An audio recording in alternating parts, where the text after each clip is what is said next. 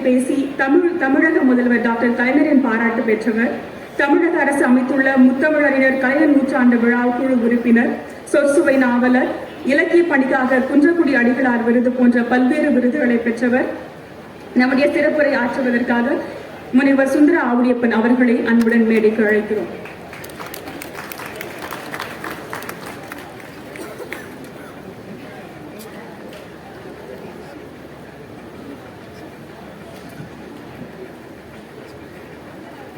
அருமையான தென்னிந்திய புத்தக பதிப்பாளர் விற்பனையாளர் சங்கம் ஏற்பாடு செய்து நடத்தி கொண்டிருக்கிற 47வது புத்தக காட்சியிலே இன்றைய மேடை நிகழ்வை தமிழகம் இதுவரை கண்டிராத இலக்கிய பெருவிழாவாக ஆக்கிக் கொண்டிருக்கிற எனது மதிப்பிற்கும் மரியாதைக்கும் உரிய தமிழகத்தினுடைய மேனாள் தலைமைச் செயலாளர் மரியாதைக்குரிய முனைவர் வே. இறையன்பு IAS அவர்களே,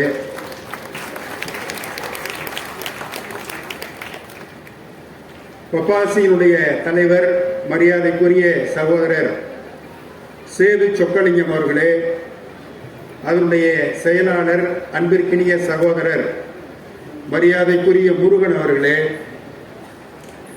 நிர்வாக குழுவை சார்ந்த பெருமக்களே, முன்னாள் தலைவர்கள், எனது அன்பிற்கினிய சகோதரர்கள் வைரவன் அவர்களே, சோமசுந்தரம் அவர்களே,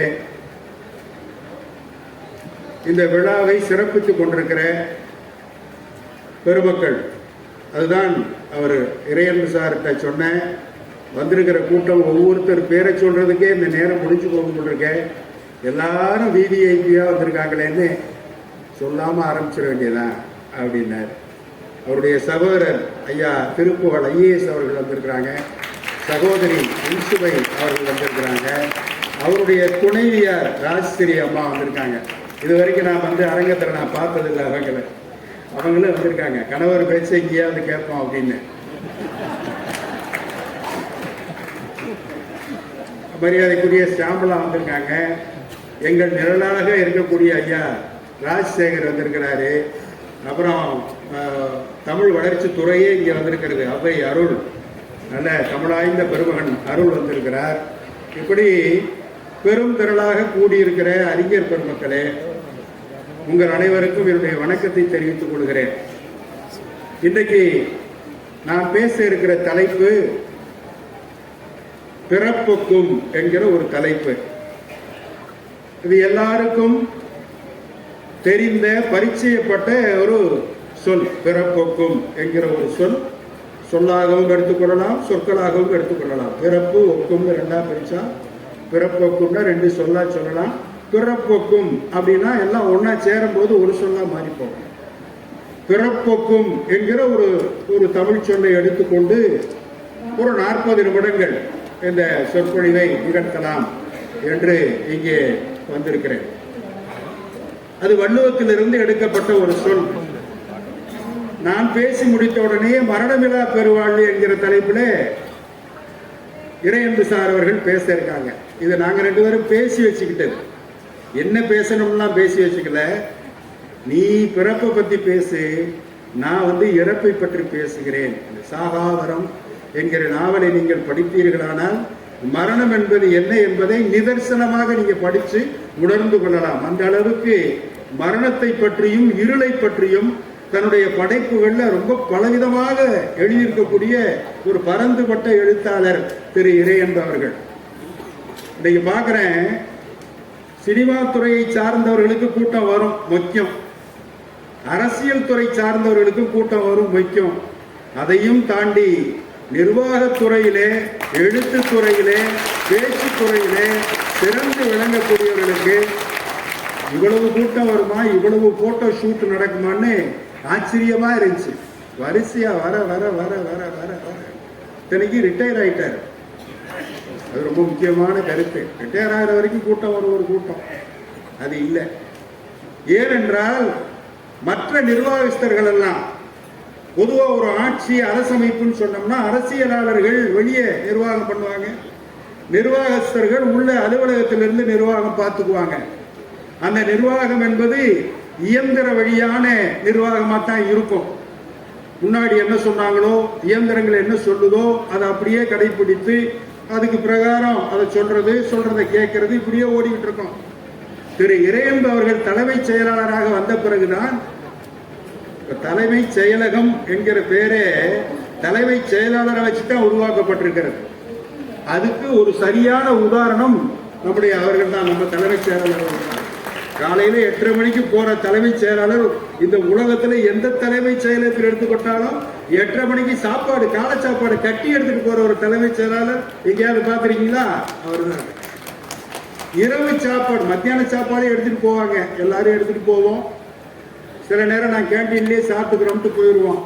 இரவு சாப்பாட்டையும் அலுவலகத்துக்கே அனுப்பு என்று அலுவலகத்திலேயே உட்கார்ந்து இரவு 10 மணிக்கு வேலைக்கு முடிச்சுட்டு திரும்பி வரக்கூடிய தலைமைச் செயலாளர் எங்கேயாவது பார்த்திருக்கீங்களா? அதுவும் அவர் தான்.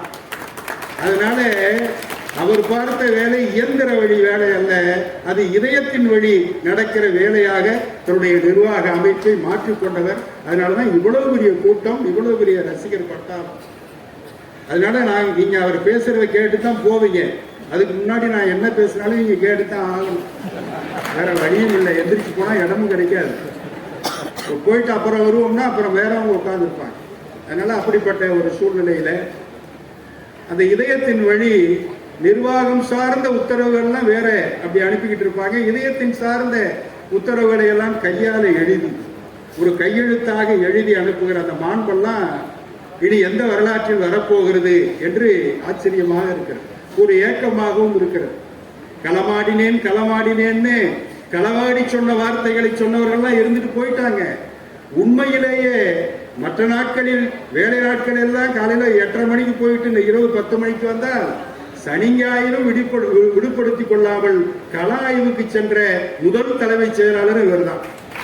அப்படியெல்லாம் சொல்லிக்கிட்டே போலான்னு வச்சுங்களேன். இதெல்லாம் ஏன் சொல்றோம்னா, இப்படிப்பட்டவர் நம்மில் ஒருவராக இருக்கிறார். அதுதான் பிறப்போக்கு.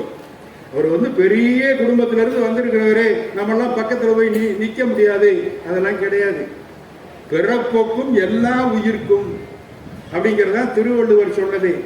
திருவள்ளுவர் தமிழர்களுடைய அடையாளம் மட்டும் இல்லை, நமக்கான தமிழ் இனத்துக்கான வாளும் வேலும் கேடயமும் தருகிற ஒரு பெரிய படை கூடமாக திகழக்கூடியது திருக்குறள்.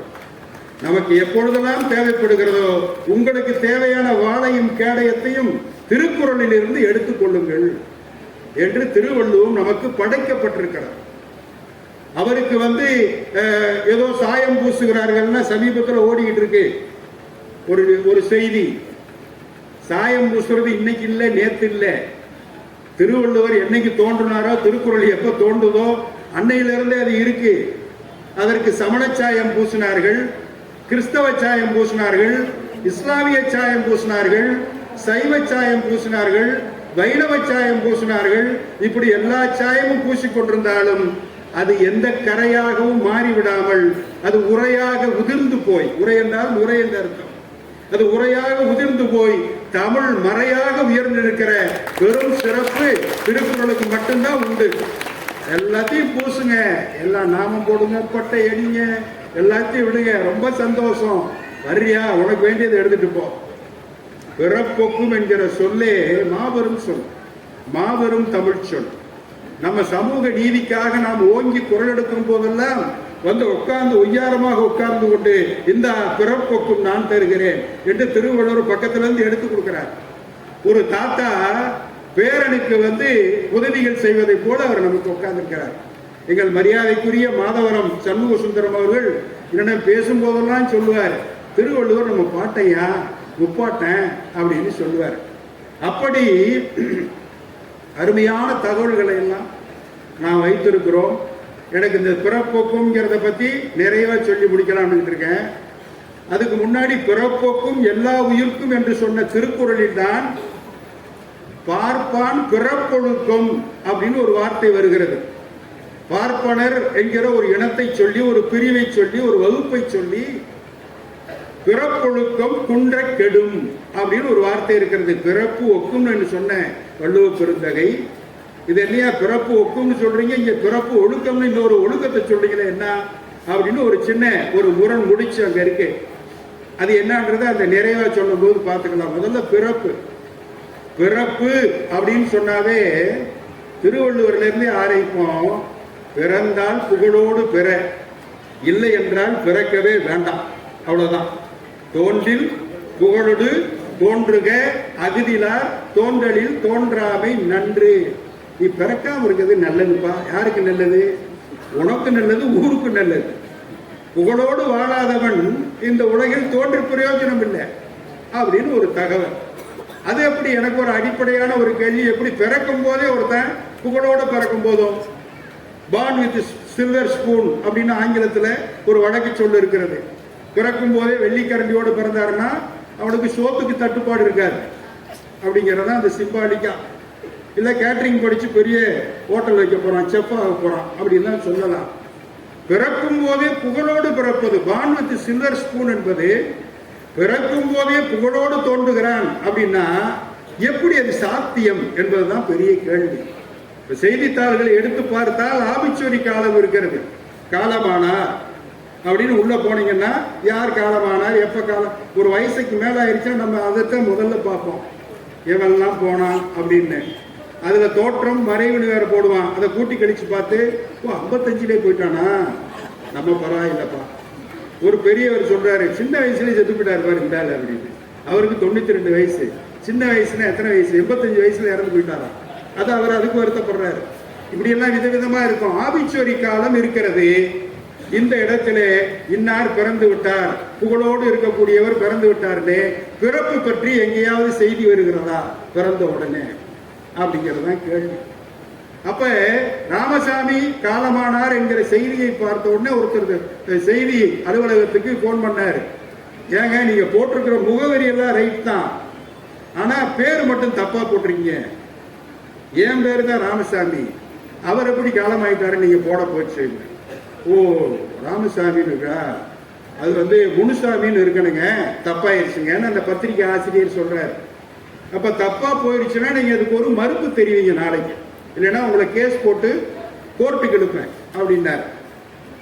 இல்லைங்க பரவாயில்லைங்க விட்டுருங்க. இல்ல இல்ல மறுப்பு மட்டும் தெரிவிக்கக்கூடாது, வருத்தமும் தெரிவிக்கணும் அப்படின்னா. சரி பார்த்துக்கலாங்க. மறுநாள் போட்டான். நேற்று செய்தியில் ராமசாமி காலமானார்னு போட்டோம். அது இல்லை, காலமானது முனுசாமி. ராமசாமி இன்னும் காலமாகவில்லை என்பதை வருத்தத்தோடு தெரிவித்துக் கொள்வோம். முடிஞ்சு வச்சு அவ்வளவுதான். ஒருவன் புகழோடு தோன்றி இருக்கிறான் என்பதை எது தீர்மானிக்கிறதுன்னு பார்க்கும்போது நண்பர்களே, பிறப்பின் தராசு இறப்பின் கைகளில் தான் இருக்கு. இறந்த பிறகுதான் அவன் புகழோடு வாழ்ந்தானா என்பதை தெரிந்து கொள்வது. தோன்றுவது தலைமைச் செயலாளருமே இங்கதான் இருக்கு.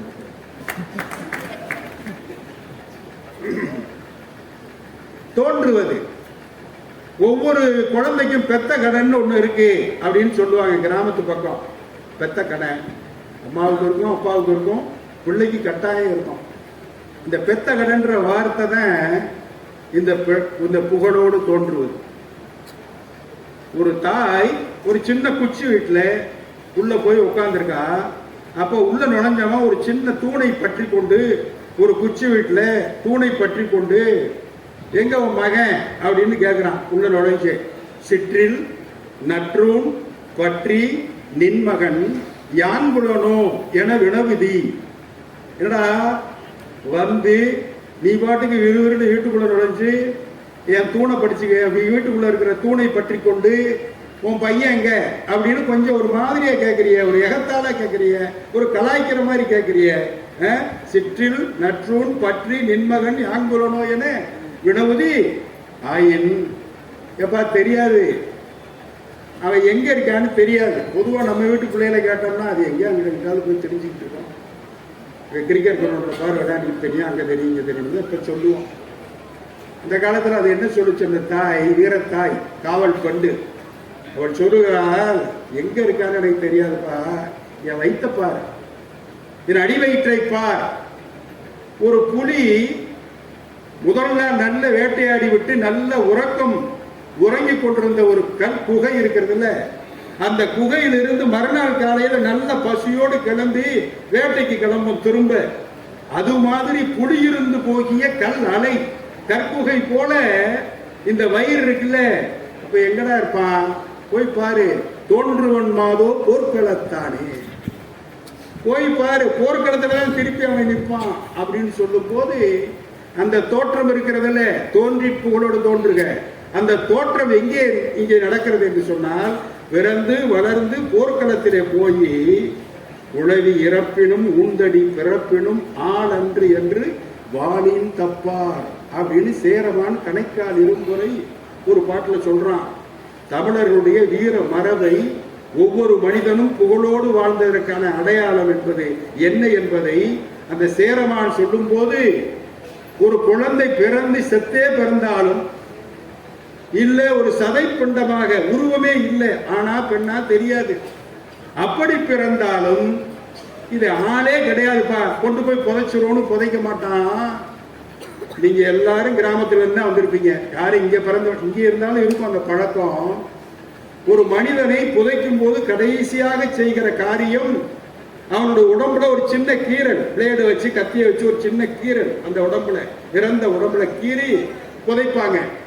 நான் சிறு வயசுல பார்க்கும் போது கேட்டிருக்கிறேன், அந்த வெட்டியானை கேட்டிருக்கிறேன், என்னையா அப்படி பண்றீங்க அப்படின்னு. ஐயா, இப்படி பண்ணா தாயா அவருக்கு சொர்க்கம் கிடைக்கும். போன உடனே மேல இருக்கிறவங்க எல்லாம் கூடிக்கிடுவாங்களாம், எங்கே எத்தனை விழுப்புண்ணோட வந்திருக்க பார்த்தோம் அப்படின்னு தேடி பார்த்து, அந்த கீரல் இருந்தா தான் உள்ள அக்செப்டே பண்ணுவாங்க, இதுதான் விசா மேல போய் சேர்ற சொர்க்கத்துக்கு அப்படின்னு சொல்லி அப்படி செய்வார்கள். என்னும் போது குழவி இறப்பினும், குழந்தை இறந்தே பிறந்தாலும் திரும்பி புதைக்கும் போது வாளின் தப்பா ஒரு கோடு போட்டு தான் புதைப்பாங்க. சதை பிண்டமாக பிறந்தாலும் அதுக்கும் ஒரு கோடு போட்டு தான் புதைப்பான் அப்படின்னு சொல்லும் போது, வீர மரபு ஈன்று புறந்தெறுதல் எந்தலை கடனை. ஒரு பொன்முடியார் பாட்டுல ஒரு தாய் சொல்லுகிறார், ஒவ்வொருத்தருக்கும் என்ன கடமை, பெத்த கடமைக்கு வர்றேன். இப்ப பெத்து போடுறது பெண்ணுடைய கடமை, ஈன்று புறந்தெறுதல் எந்தலை கடனை, சான்றோடாக்குதல் தந்தைக்கு கடனே, வேல் வடித்து கொடுத்தல் கொள்ளருக்கு கடனே. ஒவ்வொருத்தருக்கும் ஒரு கடன், கடன்னா கடமைன்னு அர்த்தம். நன்னடை நல்கள் வேந்தற்கு கடனே, ஒளிருவால் அறிஞ்சமம் உருக்கி களிறு பெயர்ந்து எரிதல் காளைக்கு கடனே. அதான் உச்சபட்சம் கிளைமாக்ஸ். போர்க்களத்துல சண்டை போட்டு யானையை வீழ்த்தி வெற்றி பெறுவது அல்லது வீரமரணம் அடைவதுதான் ஒவ்வொரு சான்றோன். அந்த காலத்துல சான்றோன் என்பதற்கு காலந்தோறும் பொருள் மாறுபாடுகள் உண்டு. சங்க காலத்துல சான்றோன் அப்படின்னு ஒரு பக்கம் பார்த்தீங்கன்னா வீரர்களை சான்றோர்கள் என்று அழைப்பார்கள். இப்ப சான்றோர் என்பது ஒரு இனத்தினுடைய பெயராக கூட இப்ப இருக்கு, அப்படியெல்லாம் மாறி வந்துகிட்டே இருக்குன்னு வச்சுக்கோங்க. அப்ப அவையத்து முந்தி இருப்ப செயல், இவன் மகனை எண்ணோற்றான் கொல் எனும் சொல், ஈன்ற பொழுதில் பெரிதுவக்கும் தன் மகனை சான்றோர் என கேட்ட தாய்.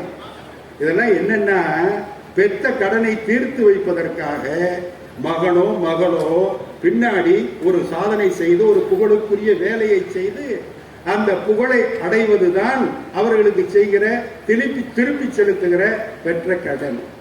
அப்ப தோன்றி புகழோடு தோன்றுக என்று சொன்னால் அது இறப்பு மட்டும் இல்லை, வாழுகிற காலத்திலே என்றைக்கு நீங்கள் உச்சபட்சமாக போய் அந்த தகப்பனையும் தாயையும் மகிழ்ச்சிப்படுத்துகிற பெருமைப்படுத்துகிற செயலில் இறங்குகிறீர்களோ, இந்த சமுதாயத்திற்காக பாடுபட்டு புகழ் அடைகிற செயல்களை செய்கிறீர்களோ, அப்பொழுதுதான் நீங்கள் பிறந்ததற்கான ஒரு அர்த்தம் வெளிப்படும்.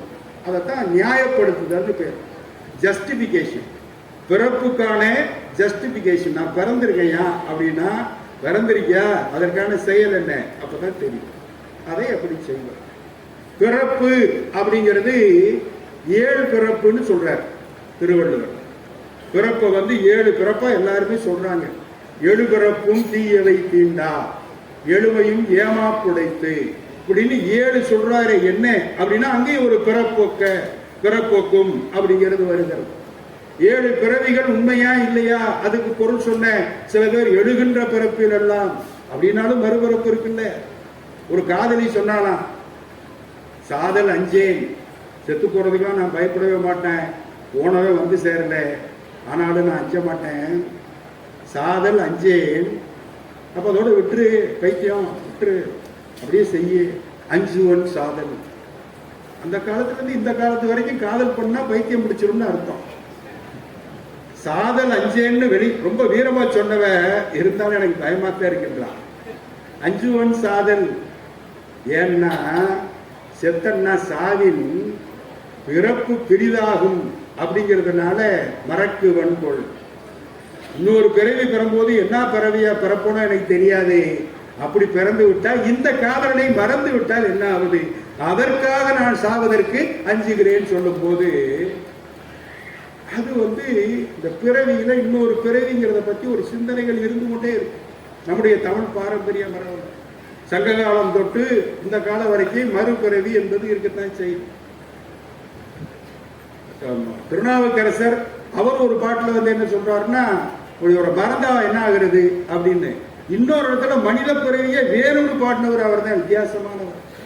பிறப்புல மறுபிறப்பு என்கிற கோட்பாடு இருந்தாலும் பிறவாத வர வேண்டும், அப்படி பிறந்து விட்டால் உன்னை மறவாத வர வேண்டும், இதுதான் கேட்கிறது. ஆனால் திருநாவுக்கரசர் பிள்ளை நடராஜ பெருமானை பார்த்து பாடுகிற ஒரு அருமையான பாட்டு இருக்கிறது. குனித்த புருவமும் கொவ்வை செவ்வாயில் குமின் சிரிப்பும் பனித்த சடையும் பவளம் போல் மேனியில் பால்வெண்ணீரும் இனித்தவுடன் எடுத்த பொற்பாதமும் காண பெற்றால் எவ்வளவு அழகு. சொல்லும் போதே நமக்கு அந்த காட்சி விரியுதா. குனித்த புருவம் கொவ்வை செவ்வாயில் குமிழ் சிரிப்பு. அடேங்க அப்பா, அந்த செவ்வாயில குமிழிடுகிற சிரிப்புன்னா தொல்காப்பியர் சொல்லுவார், ஒரு பெண்ணுக்கு எது அழகுன்னா பழிதீர் முறுவல் சிறிதே தோற்றல். பழி இல்லாத சிரிப்பு, லேசா சிரிக்கிறாளா இல்லையா அப்படிங்கிற மாதிரி சிரிக்கணும், படக்குன்னு சிரிச்சிடக்கூடாது. அது மாதிரி கொவ்வை செவ்வாயில் குமிழ் சிரிப்பும் படித்த சடையும் பவளம் போல் மேனியில் பால்வெண்ணீரும் இடித்தவுடன் எடுத்த பொற்பாதமும். இவ்வளவு அழகான காட்சியை பார்க்கும் போது மனித பிறவியும் வேண்டுவதே இம்மாநிலத்தே. அதுவும் இங்கதான், இந்த தமிழ்நாட்டில் தான். அது சிதம்பரத்துக்கு ரொம்ப பக்கத்துல. எங்க வீட்டம்மா அடிக்கடி சொல்லுவாங்க, வீடு பாருங்க மதுரையில மீனாட்சி அம்மன் கோயிலுக்கு பக்கத்து தெருவில் பாருங்க அப்படின்னா. அடிக்கடி போய் பார்த்து வரணும். மீனாட்சி கோயிலுக்குள்ளே பார்த்து வரணும் ஒரு வீடு. அவங்களுக்கு அப்படி இருக்கும், அந்த மாதிரி பக்தி செலுத்துவதற்கு இப்படி எல்லாம் அவங்களுக்கு தோணும். இந்த மறுபிறப்பு என்பது, இந்த 7 பிறப்பு அப்படின்னு சொல்லும் போது மனிதர்கள் தேவராக பிறக்கலாம், மக்களாக பிறக்கலாம், அப்புறம் விலங்குகளாக பிறக்கலாம், பரப்பனவாக பிறக்கலாம், நீர் வாழ்வனவாக பிறக்கலாம், உயிர் வாழ்வன ஊர்வனவாக பிறக்கலாம், தாவரமாக பிறக்கலாம். இப்படி 7 வகை சொல்றாங்க. 7 பிறவி. இந்த பிறவில மனிதனா அடுத்த பிறவில பிரிக்க உடனே நம்ம என் மகனுக்கு நான் பிறப்பேன்றதெல்லாம் சும்மா கதை. இந்த 7 பிறவினா இப்படி 7 வகையான பிரிவுகள் சொல்லியிருக்காங்க. தாவர சங்கமத்துள் எல்லா பிறப்பும் பிறந்து இழைத்தேன் பெறுவான். மாணிக்கவாசகர் பாடுவார், புல்லாகி பூடாய் புழுவாகி மரமாகி பல்விருகமாகி பறவையாய் பாம்பாகி கல்லாய் மனிதராய் முனிவராய் தேவராய் செல்லார் என்ற இத்தாவர சங்கமத்துள் எல்லா பிறப்பும் பிறந்து இழைத்தேன் என்பருவான்னு இழைச்சு போனது. உயிர் இழைச்சு போனது எங்கேயாவது பார்த்திருக்கீங்களா? கேட்கும் போது நமக்கு இழைச்சு போகுது. இறைவனுக்கு முன்னாடி போய் என்ன பேசுறதுன்னு யோசிக்க வேணாம். உயிர் இழைக்குமா? அவருக்கு தெரியாதா? மாணிக்கவாசகருக்கு தெரியாதா? அது படிக்கும் போது நமக்கு தெரியுது, அவருக்கு தெரிகிறது. அப்படி இத்தனை பிறவிகள் பிறக்கும் போதும் நண்பர்களே, இன்னைக்கு நம்ம மனிதர்களாக பிறந்திருக்கோம், வாழ்ந்துகிட்டு இருக்கோம். எல்லா உயிர்களும் ஒன்று என்று வள்ளுவ பெருமான் சொன்னதுதான் ஆதி கோட்பாடாக, ஆதி வாசகமாக நம்ம வச்சுக்கிட்டு இன்னைக்கு பேசிக்கிட்டு இருக்கோம். பிறப்புக்கும் எல்லா உயிருக்கும், எல்லா உயிருக்கும் பிறப்பு ஒக்கும், எல்லாருக்கும் உயிர் இருக்கு என்கிற கோட்பாடை தமிழர்கள் தான் முதலில் சொல்லுவாங்க. எல்லா உயிரினங்களுக்கும், உயிரினங்கள்னு சொன்னோம், அறிவு இருக்கின்றோம். ஒன்றறிவதுவே உற்றறிவதில்லை. தொல்காப்பியர் மரபியல் ஜெனட்டிக்ஸ் அந்த காலத்திலே பேசியிருக்கார், ஒரு தனி அதிகாரம். ஒன்றறிவதே, ஓர் அறிவு உயிர்கள் இருக்கின்றன. உற்றறிவது தொட்டா சிலுங்கும், தொட்டா அப்படி அப்படி அது சிலிர்க்கும், புல்லு பூண்டு அது மாதிரி. ஒன்றறிவதுவே உற்றறிவதுவே, இரண்டறிவதுவே அவற்றோடு நாவே, மூன்றறிவதுவே அவற்றோடு மூக்கே, நான்கறிவதுவே அவற்றோடு செவியே, ஐந்தறிவதுவே அவற்றோடு கண்ணே, ஆறறிவதுவே அவற்றோடு மனனே. 6 அறிவு நமக்கு இருக்கு. மனசு பகுத்தறிகிற அறிவு. அதனாலதான் எல்லாரும் சொல்றான் பகுத்தறிவோட வாழு வாழு அப்படின்னு சொல்லிட்டு இருக்கான். அந்த அறிவு நமக்கு இருக்கு. இத்தனை அறிவுகள் உள்ளதுதான் எல்லாமே. ஒவ்வொரு அறிவும் ஒவ்வொரு விதமா இருக்கும் ஒவ்வொரு உயிரினத்துக்கும்.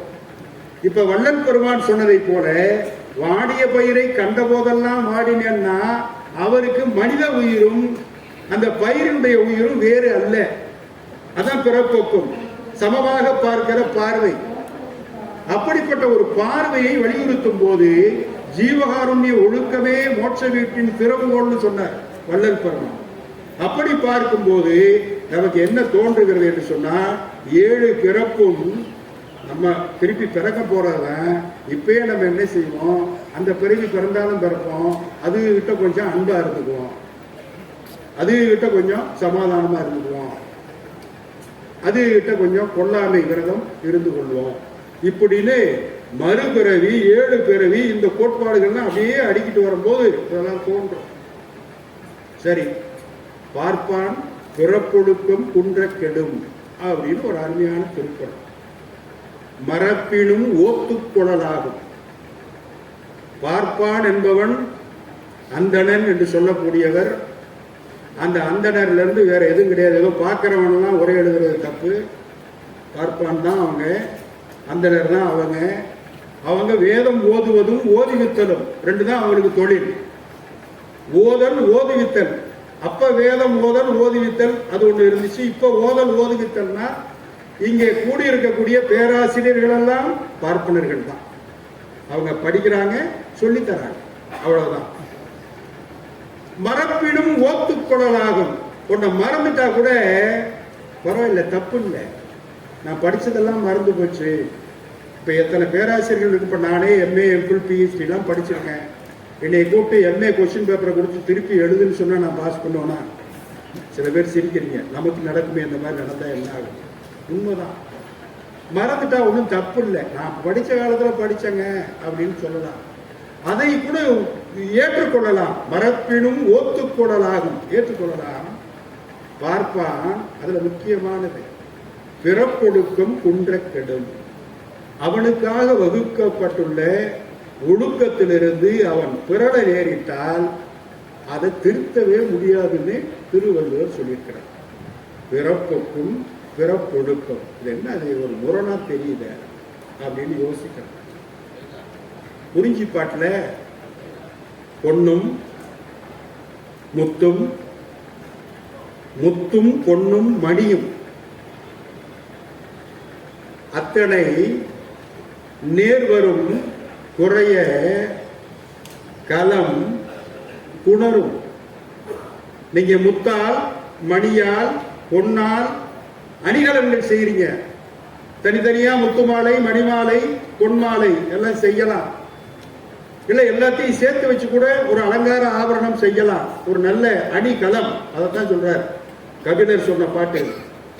அப்படி செய்யும் போது அதுல ஏதாவது ஒரு பங்கம் வந்துருச்சுன்னு வச்சுக்கோங்க, செய்து கொண்டிருக்கும் போதே ஒரு தவறு, இல்ல போட்டிருக்கும் போது ஒரு பக்கம் ஒரு இது அருந்து போச்சு, ஒரு பக்கம் நெளிஞ்சு போச்சு, இப்படி எல்லாம் குறைகள் வந்தா ஆசாரியார்கிட்ட கொடுத்து நம்ம அதை ஒழுங்கு பண்ணிக்கலாம்.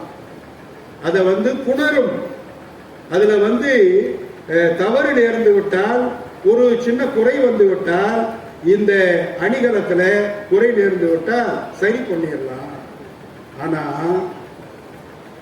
இயல்பும் வாய்ப்பும் இதெல்லாம் சேர்ந்த மனிதர்கள் இருக்காங்கல்ல, இவர்களிடத்துல ஒரு தவறு நேர்ந்து விட்டால், ஒழுக்கத்திலே குறைவு வந்து விட்டால், மாசு அற கழுவி அவர்களை ஒழுங்கு செய்வதென்பது எவ்வளவு முயற்சி பண்ணாலும் நடக்காதுன்னு தொல்மருங்கு அறிஞர் சொன்னதாக குறிஞ்சிப்பாட்டுல கபிலர் சொல்லுகிறார். இது எதுக்கு சொல்றாருன்னா, அணிகலன்கள் விலைமதிப்பற்றவை, அவைகள்ல குறை வந்தா கூட சரி பண்ணிக்கலாம். மனிதன் தன்னுடைய நடத்தையிலிருந்து மாறிப்பட்டு விட்டால், யா ரொம்ப நல்லவரியா, 3 வேதமும் 3 வேளையும் நல்லா பாராயணம் பண்ணுவாரு, ரொம்ப அருமையா சொல்லுவாரு, எல்லாம் அந்த பழக்க வழக்கம் எல்லாம் சரியா பண்ணுவாரு, ஏதோ ஒரு அவசரத்துல ஒரு கத்தி எடுத்து ஒருத்தர் குத்திட்டாரு, இப்ப போய் என்ன தப்பா அது? இது வரைக்கும் ஒழுங்கா இருந்ததை வச்சு அவரை விடுதலை பண்ணுங்க, விட்டுருவாங்களா நீதிபதிகள்? சட்டம் விட்டுருமா? விடாது. எவ்வளவு உயரத்தில் இருந்தாலும் ஒழுக்கத்திலிருந்து குறையக்கூடாது என்பதற்காக சங்க சான்றோர்கள் சொன்னது. இதைத்தான் திருவள்ளுவர் சொல்லுகிறார். இப்ப திருப்பி வருவோம். பிறப்பு பிறப்பொழுக்கம் அப்படின்னும் போது பிறப்புக்கும் எல்லா உயிர்க்கும் சிறப்பொவ்வா செய்தொழில் வேற்றுமையான்னு இன்னொரு திருக்குறளுக்குள்ளே கொஞ்சம் மடக்கி ஒரு விஷயத்தை சொல்லுகிறார். எல்லா பிறப்பும் எல்லா உயிரினங்களும் பிறப்பால் சமமானவை, அவை செய்கிற தொழிலால் ஏற்றத்தாழ்வுகள் இருக்கும். அது கலைஞர் ரொம்ப நுட்பமா அதுக்கு ஒரு உரை சொல்லுவார். செய்கிற தொழில் திறமையால் மேல கீழே இருப்பாங்க. தொழில கூட ஏற்றத்தாழ்வு வரக்கூடாது. அதுல அவன் திறமையா செஞ்சான்னா உயர்ந்தவன், இவன் தாழ்ந்தவன் அப்படின்னு. இப்ப அப்படி வச்சு பார்க்கும்போது ஓதல் ஓதுவித்தல் இந்த மாதிரி தொழில்லாம் செய்யக்கூடியவர்கள், கொல்லாமை நோன்பு மேற்கொள்ளக்கூடியவர்கள், உடைமை இன்மை பிராமணியத்தினுடைய அடிப்படை தன்மையே தனக்காக அடுத்த வேலைக்கு என்ன என்பதை பற்றி சிந்திக்காமல் இருப்பதான் அடிப்படையான கோட்பாடு. இப்ப எல்லாம் அது செல்லுபடியாக அதெல்லாம் இருக்கணும். உடைமை இன்மை, 3 வேளையும் எரிய ஒம்பல், வேள்வி செய்தல், கொல்லாமை, இந்த 3 தான் அவங்களுக்கு அடையாளம். ஓதல் ஓதுவித்தல் இந்த மாதிரி உயர்ந்த ஒரு கோட்பாட்டோடு இருக்கிறவர்கள் நெறி பிறந்து விட்டால், ஒழுக்கம் குறைந்து விட்டால் அவங்கள சரி பண்ணவே முடியாது. இப்ப இந்த செய்தொழிலால் ஏற்படுகிற ஒழுக்கம் தான் பிறப்பொழுக்கம் என்கிற கருத்துல வைக்கணும். சரி, பிறப்புக்கும் எல்லா உயிருக்கும் தான்.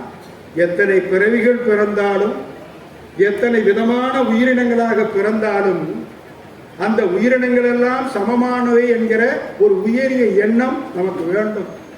காக்கையை பார்க்கிறார், குருவியை பார்க்கிறார் மகாகவி பாரதி. காக்கை குருவி எங்கள் ஜாதி, உயர் கடலும் மலையும் எங்கள் கூட்டம்ன்றார். காக்கா ஏன் ஜாதி, குருவி ஏன் ஜாதி, நீர் கடலும் மலையும் எங்க கூட்டம். நோக்கும் திசையெல்லாம் நாமன்றி வேறில்லை, நோக்க நோக்க களியாட்டம் என்று களியாட்டம் போடுகிறார். அப்ப இதுதான் பிறப்புக்கும் எல்லா உயிருக்கும். அதுக்கு முன்னாடிக்கே நம்ம கடியன் பூங்குட்டன்னு சொல்லிட்டு போயிட்டோம். யாரும் ஊரே யாவரும் கேளீர். இதுதான் பிறப்புக்கும் எல்லா உயிருக்கும். எல்லா ஊரும் என் ஊர். இந்த ஊருன்னு எடுத்துக்கிட்டோம்னா வடக்கு தியான் எதுக்கு வந்திருக்கான், தெற்கு தியான் எதுக்கு அங்க போயிருக்கான், அதெல்லாம் பேசாதீங்க. உங்களுக்கு தொழில் தெரியுமா, நீங்கள் கற்றிருக்கிறீர்களா, கற்றறிந்த பெருமக்களா, எங்க போனாலும் உங்களுக்கு சிறப்பு காத்திருக்கிறது. எங்கிருந்து வந்தாலும் நீங்கள் இங்கே தொழில் செய்தால் உங்களுக்கான சிறப்பு இங்கே காத்திருக்கிறது. எல்லா ஊரும் சொந்த ஊர், எல்லா மக்களும் சொந்தக்கார. அது ரொம்ப முக்கியம். நண்பர்கள் கூட சொல்லலை. கேளீர் கேண்மை, யாரும் ஊரே யாவரும் கேளீர், தீதும் நன்றும் பிறர் தர வாராங்கிற ஒரு பெரிய பட்டியல். சாதலும் புதுவதென்ற அந்த ஒரு உயரிய கோட்பாட்டை, பிறப்புக்கும் எல்லா உயிருக்கும் என்கிற உயர்ந்த கோட்பாட்டை நாம் ஒத்துக்கொள்ள தொடங்கிவிட்டால் அந்த பாட்டில் சொல்லப்பட்டிருக்கிறதெல்லாம் வேதவாக்காக ஏற்றுக்கொள்ள நேரிடும். ஏற்றுக்கொண்டே ஆக வேண்டும். யாரும் ஊரே யாவரும் கேளீர் என்று சொன்ன சகோதரத்துவத்தை, உலக சகோதரத்துவை புகட்டிய கடியன் பூங்குண்டன் அடிக்கிட்டே போறாரு. எல்லாத்துக்கும் நீதான் காரணம். சாதலும் புதுவதென்று, வாழ்தல் இனிதென்று, மகிழ்ந்தலும் இளமே, முனிவின் இன்னாதி என்றலும் இளமே, வரிசையப்பட்டு அப்படியே போய் கடைசியில நீர் வழிப்படுவோம் புனைபோல் ஆறுயிர் மெய்வழிப்படுவோம் ஆதலில் என்பது திறவோர் காட்சியில் தெளிந்தனமாகலில். ரொம்ப முக்கியம்.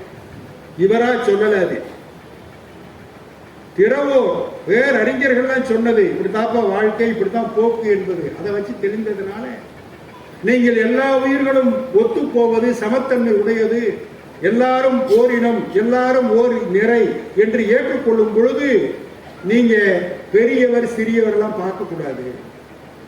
பெரியவர் சிறியவர் பார்க்கிற தன்மை, பேதம் பார்க்கிற தன்மையாக மாறி போகும். ரொம்ப அழகானது. பிறப்பு ஓரன்ன உடன்வயிற் சொல்லும். ஆரியப்படை கடந்த நெடுஞ்செழியன் பாண்டியன் எழுதிய பாட்டு. ஒரு வயிற்றுல பிறந்த குழந்தைகளா இருந்தாலும் கூட பிறப்பு ஓரன்ன உடன் வயிற்றுள்ளும், சிறப்பின் பாலால் தாயும் மனம் சிதையும். அது தாயும் மனம் என்ன ஆகும், அது பிரிந்து போகும். தாயும் மனம் பிரிந்து, இவன் நல்லவன் இவன் கெட்டவன் தாயே பேதம் பாப்பா. ஒரு குடி பிறந்த பல்லோருள்ளும் மூத்தோன் வருகை என்னாது அறிவுடையோன் ஆறு அரசும் செல்லும். இதுல யாருக்கு அறிவு இருக்கோ அவன் தான் உயர்ந்தவன். அதான் செய்தொழில், அதான் வேற்றுமை, அதுதான் ஒழுக்கம், அது பிறப்படா, அது மூலமாக உருவாக்கி கொள்ளும். இப்படி அரசாட்சியே அப்படித்தான் அமையும். கடைசியாக சொல்லுகிறார் அந்த ஆரியப்படைகளின் நெடுந்தெலுங்கன், ரொம்ப அருமையாக கடைசியாக சொல்லுகிற வாசகம் ரொம்ப சிறப்பான ஒரு வாசகம். கீழ்ப்பால் ஒருவன் கற்பின். இதை தொடங்குகிற பாட்டு, உற்றுளி உதவியும் உருபொருள் கொடுத்தும் பிற்றை நிலை குனியாது கற்றல் நன்றே. கல்வியினுடைய சிறப்பை சொல்வதற்காக ஒரு அரசன் எழுதிய பாட்டு. என்னன்னா சிறப்பெல்லாம் கல்வின்னு சொல்லிட்டு கீழ்ப்பால், இன்னைக்கு அப்பயே கீழ் ஜாதி மேல் ஜாதின்னு இருக்காங்க. கீழ்ப்பால் ஒருவன் கற்பின். ஒருத்தன் கீழே இருக்கவன் படிச்சுட்டான்னு வச்சுங்களேன், வேற எதுவுமே தேவையில்லை. போய் மேல அதிகாரியா உட்காந்துட்டான்னு வச்சுங்களேன், மேல் ஜாதிக்காரன் இருக்கிறான்ல, பணத்துல மேல் ஜாதி, வசதியில மேல் ஜாதி, படிப்புல மேல் ஜாதி, நிறத்துல மேல் ஜாதி, இனத்துல மேல் ஜாதி, ஊர்கள்ல மேல் ஜாதி, இப்படி விதவிதமா மேல் மேல் மேல்னு எத்தனை பேர் இருந்தாலும் இதுல கீழே இருக்கிறவன், எல்லாத்திலையும் கீழே இருக்கிறவன் படிச்சு மேல போயிட்டான்னா, மேல்பால் ஒருவன் கற்பின் கீழ்ப்பால் ஒருவனும் அவன் கண் படுமே. ஆகட்டையா, செஞ்சிடறையா செஞ்சிடறையான்னு கையை கட்டி உங்க முன்னாடி நின்று அவன் சொல்லுவான்ல, அந்த கல்வி தான் அந்த சமத்தன்மையை உருவாக்கும் என்கிற மாபெரும் தத்துவம் இப்படி எல்லாம் இருக்கிறது. வாய்ப்புக்கு நன்றி கூறி விடைபெறுகிறேன். வணக்கம்.